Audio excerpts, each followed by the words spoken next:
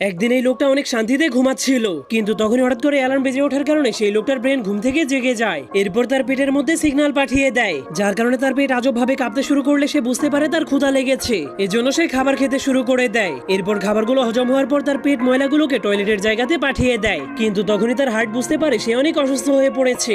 এজন্য লোকটা অনেক ভয় পেয়ে সারাদিন সিগারেট খেতে শুরু করে দেয়, এমনকি অনেকগুলো আনহেলদি খাবার খেতে শুরু করে দেয়। এজন্য সে কিছুদিনের মধ্যেই গন্ডারের মতো মোটা হয়ে যায়, যার ফলে তার হার্ট অনেক অসুস্থ হয়ে যাওয়ার কারণে তার হার্ট অ্যাটাক হয়ে যায়। যা দেখার পর তার ফুসফুস এবং কিডনিগুলো অনেক ভয় পেয়ে যায়, কিন্তু তাকে জলদি করে হাসপাতালে নিয়ে যাওয়ার ফলে ডাক্তারেরা তাকে ইলেকট্রিক শক দিয়ে বাঁচিয়ে দেয়। কিন্তু সে আগের চাইতেও অনেক দুর্বল হয়ে পড়েছিল, তবুও সে তার খারাপ অভ্যাসগুলো বাদ দিতে পারেনি। এবার তো সে আগের চাইতেও বড় বড় সিগারেট খেতে শুরু করে দেয়, যার কারণে একদিন হঠাৎ করে তার একটা কোষের মধ্যে ক্যান্সার হয়ে যায়। এরপর সেই কোষ থেকে ক্যান্সার ধীরে ধীরে তার পুরো শরীরে ছড়িয়ে যেতে শুরু করে, এমনকি ক্যান্সার তার ব্রেনের মধ্যেও ছড়িয়ে গিয়েছিল।